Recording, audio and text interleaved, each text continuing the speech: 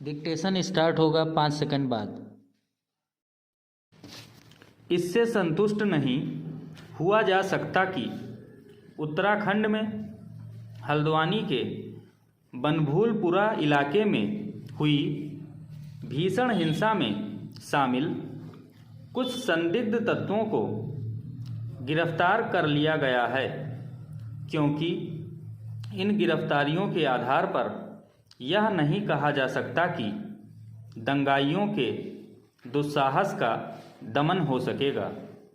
सरकारी ज़मीन पर किए गए अवैध अतिक्रमण को हटाने के लिए गई नगर निगम की टीम और पुलिस पर जैसा भीषण हमला किया गया, वह कानून के शासन को दी जाने वाली खुली चुनौती है।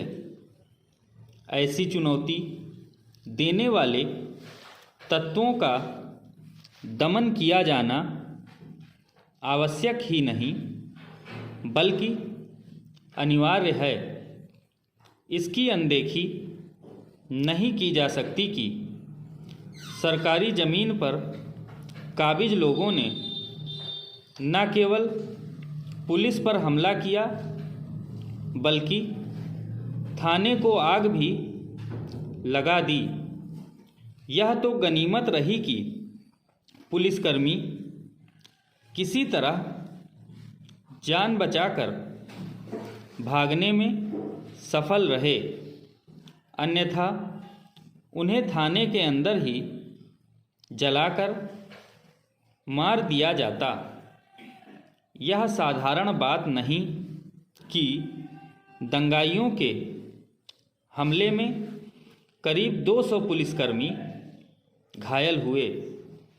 इसका सीधा मतलब है कि दंगा करने वालों ने पूरी तैयारी कर रखी थी और उन्हें ना तो पुलिस का कोई भय था और ना ही अदालती आदेशों का। उनके लिए कोई मूल्य महत्व था।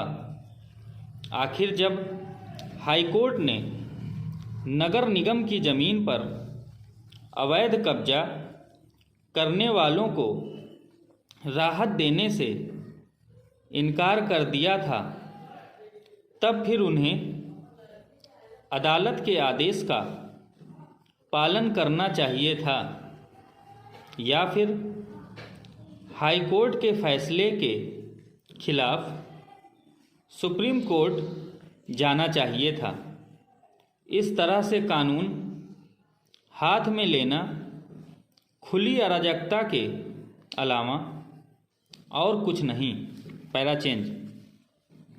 भीषण हिंसा का शिकार बना हल्द्वानी का बनभूलपुरा क्षेत्र वही इलाका है जहां रेलवे की ज़मीन पर भी बड़े पैमाने पर अवैध कब्जा किया गया है। हाई कोर्ट ने रेलवे की ज़मीन को भी खाली करने के आदेश दिए थे। फिलहाल यह मामला सुप्रीम कोर्ट में लंबित है। सुप्रीम कोर्ट को ऐसे मामलों को गंभीरता से लेना चाहिए और ऐसा कुछ नहीं करना चाहिए जिससे सरकारी ज़मीन पर अवैध कब्जा करने वालों को संरक्षण मिले। बनभूलपुरा में हिंसा इस बहाने भड़काई गई कि नगर निगम की ज़मीन पर तथाकथित मस्जिद भी बनी हुई थी। सरकारी ज़मीन पर अवैध तरीके से बनाए गए किसी भी धर्मस्थल को हटाने में कोई रियायत नहीं बरती जानी चाहिए, फिर वह चाहे मंदिर हो, मस्जिद, चर्च या फिर अन्य कोई धार्मिक स्थल।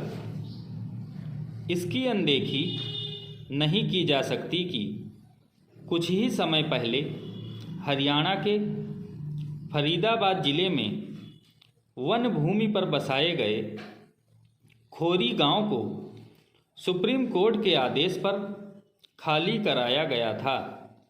इस क्रम में सैकड़ों घरों के साथ ही मंदिर और मस्जिद भी हटाए गए थे।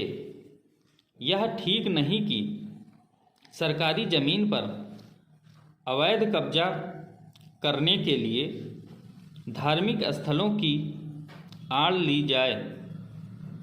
इसी के साथ इस पर भी ध्यान देने की ज़रूरत है कि स्थानीय प्रशासन एवं राज्य सरकारों को तभी सक्रिय हो जाना चाहिए जब सरकारी ज़मीनों पर अतिक्रमण अथवा अवैध कब्जे की शुरुआत हो रही होती है।